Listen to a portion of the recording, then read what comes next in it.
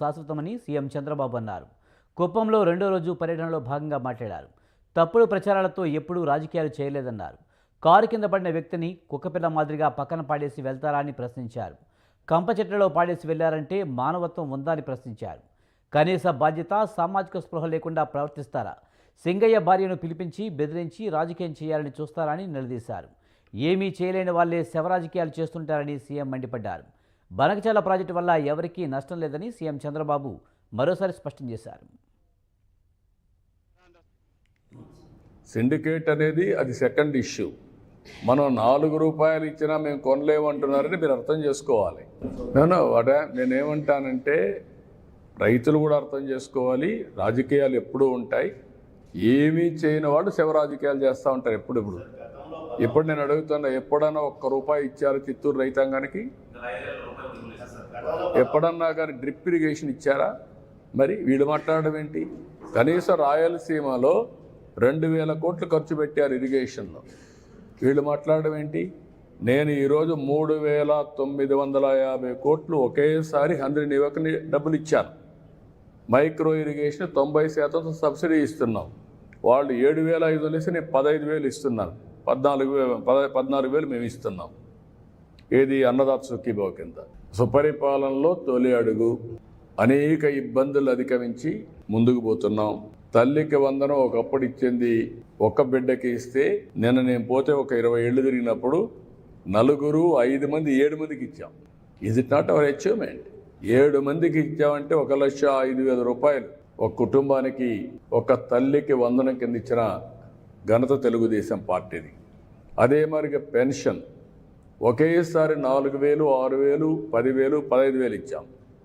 ఇది ఎక్కువ ఇచ్చినప్పుడు కొంతమందికి ఆశలు కూడా పుడతా ఉంటాయి. రేపు మనకు కూడా వస్తే సరిపోతుంది. ఎందుకంటే అన్నింటికంటే ఆ కుటుంబానికి ఆదాయం వచ్చే విధానం. 64 లక్షల ఫ్యామిలీస్కి ఇస్తున్నాం, మెంబర్స్కి ఇస్తున్నాం.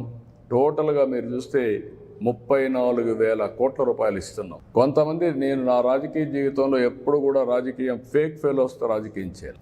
వీళ్ళు ఫేక్, అవాస్తవాన్ని వాస్తవం చేయడానికే ప్రయత్నం చేస్తారు. ఒక కేస్ స్టడీ మీ అందరికీ. వివేకానంద రెడ్డి చంపి నేను చంపామని నా చేతిలో కత్తి పెట్టే పరిస్థితికి వచ్చారంటే కరుడు గట్టిన నేరస్తులు. అంతేకాకుండా అవినీతిలో కూడా మామూలు అవినీతి కాదు, ఆర్థిక ఉగ్రవాదులు చేయని అవినీతి చేసే పరిస్థితికి వచ్చారు. నిన్న చూడండి, ఏదైతే అతను సింగయ్య వాళ్ళ కార్యకర్త వచ్చాడు, కారు కింద పడ్డాడు, క్లియర్గా ఉంది. మానవత్వం అంటే ఏం చేసి ఉండాలి? మీరు వాడిని హాస్పిటల్కి తీసుకెళ్ళాలి కదా. తర్వాత ఏం జరిగిందో అది వేరే విషయం. కనీసం మనం దారిలో పోతూ ఉంటే ఒక యాక్సిడెంట్ జరిగితే మనం ఏం చేస్తాం? కనీస బాధ్యత, సామాజిక స్పృహ, ఇమ్మీడియట్గా దిగుతాం. మానవత్వంతో అతన్ని సేవ్ చేయడానికి ప్రయత్నం చేస్తాం. హాస్పిటల్ తీసుకుపోతాం. ఏం చేయాలో అన్నీ చేస్తాం. బనకచర్ల ఎవ్వరికి నష్టం లేదు. కొంతమంది మాట్లాడుతున్నారు, ఇది కరెక్ట్ కాదు.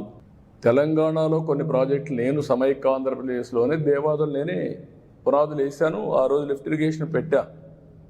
శ్రీశైలం SLBC, ఇప్పుడు మాధవరెడ్డి కెనాల్. అది చూసిన తర్వాత ఆ రోజు నేను దేవాదుల ప్రాజెక్టు కూడా లిఫ్ట్ ఇరిగేషన్ సాధ్యమని గోదావరి పైన ఆ లిఫ్ట్ ఇరిగేషన్ పెట్టాం. అదే సమయంలో ఇక్కడికి వచ్చిన తర్వాత ఆంధ్రాలో పుష్కర, తాటిపూడి 2 లిఫ్ట్ ఇరిగేషన్ తీసుకొచ్చాను. తర్వాత కొన్ని వీళ్ళు దేవాదుల ఇవన్నీ కూడా వచ్చాయి. రాజశేఖర రెడ్డి ఉన్నప్పుడే ఎల్లంపల్లి అన్నారు, అది రాలేదు, అది కూడా పెద్ద స్కామ్ అయింది. తర్వాత ఈరోజు వీళ్ళు దేవాదులు తీసుకొచ్చారు. గోదావరిలో నీళ్లు ఉన్నాయి, పైన ఉండేవాళ్ళు వాడుకుంటారు, కింద వాడుకోవచ్చు. 2000 TMC నీళ్లు సగటున 100 సంవత్సరాలు సముద్రంలోకి పోయినాయి. సముద్రంలోకి పోయే నీళ్లు ఒక 200 TMC ఇక్కడ కానీ అక్కడ కానీ వాడుకుంటే రాష్ట్రాలు బాగుపడతాయి, తెలుగు కమ్యూనిటీ బాగుపడుతుంది, నీటి సమస్య పరిష్కారం అవుతుంది. ఆ విషయమే నేను పదే చెప్తున్నా. ఎవ్వరికీ నష్టం లేదు. నేను తెలంగాణలో ఉండే ప్రాజెక్ట్స్